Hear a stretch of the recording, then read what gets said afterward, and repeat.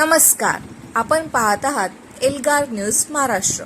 मिरज तालुक्यातील आरग येथे छत्रपती संभाजी महाराज कला क्रीडा व सांस्कृतिक मंडळाच्या वतीने छत्रपती संभाजी महाराज यांची जयंती अत्यंत दैदिप्यमान सोहळ्यात साजरी करण्यात आली।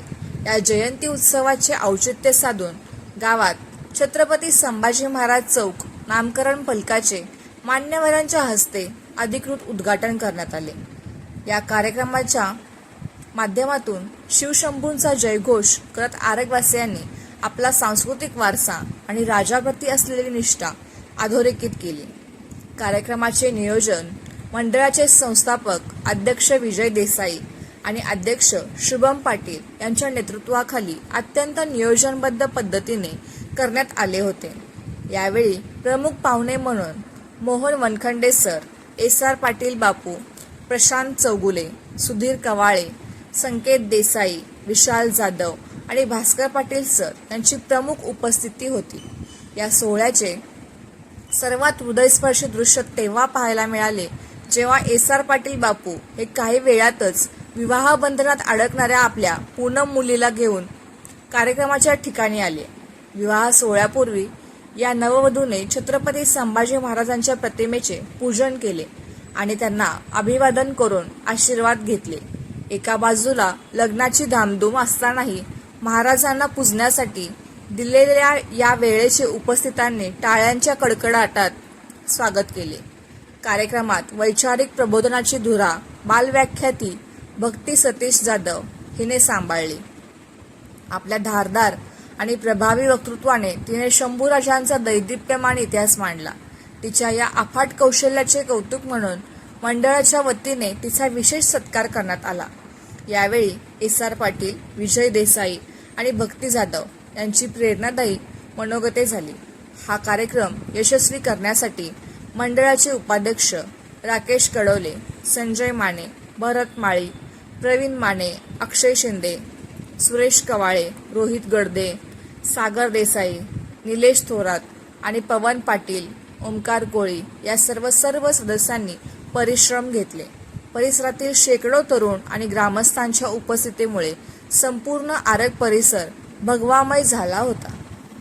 आला वारा गेला वारा उडून गेले बरारा, अरे आला वारा गेला वारा उडून गेले बरारा, संपला नाही आणि संपणारही नाही माझ्या शिवबांचा दरारा, माझ्या शिवबांचा दरारा।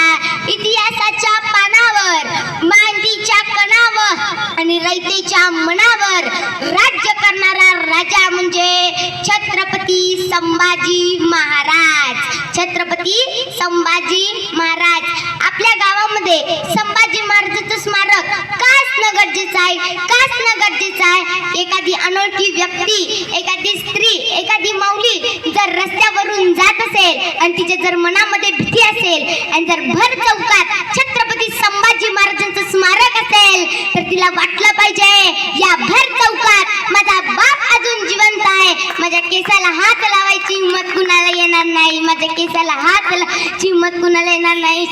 ए दादा, ए माऊली ऐक, आवाज उठवा, आवाज उठवा, गावामध्ये छत्रपती संभाजी महाराजांचं स्मारक पाहिजे, आवाज उठवा, आवाज उठवा। आपण जन्माला आल्यानंतर आयुष्यात एकदा तरी बकरी खातो ना, ती बकरी सुद्धा या राजाचं देणं आहे आणि आपण मरतो ना ते सुखाचं मरण सुद्धा या राजाचं देणं आहे। माय माऊलीच्या डोक्यावरचा पदर, माय माऊलीच्या डोक्यावरचा पदर आणि वारकऱ्यांच्या डोक्यावरची टोपी ही शाबूत आहे फक्त आणि फक्त छत्रपती संभाजी महाराजांच्या मुळे, फक्त आणि फक्त छत्रपती संभाजी महाराजांच्या मुळे। महाराष्ट्रात वारी आणि दिंडी, पहिली दिंडी पंढरपूरला नेणारा राजा म्हणजे छत्रपती संभाजी महाराज।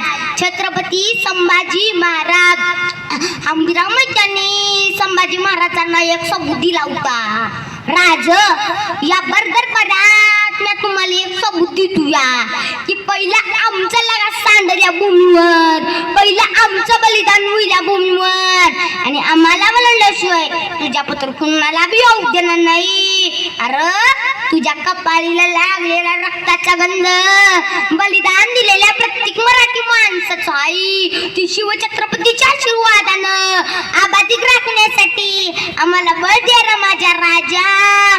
त्याचवर दरबारात 18 पगड जातीची लोक होती. त्याचवर दरबारात 18 पगड जातीची लोक होती आणि एकाच घोषणा झाली म्हणा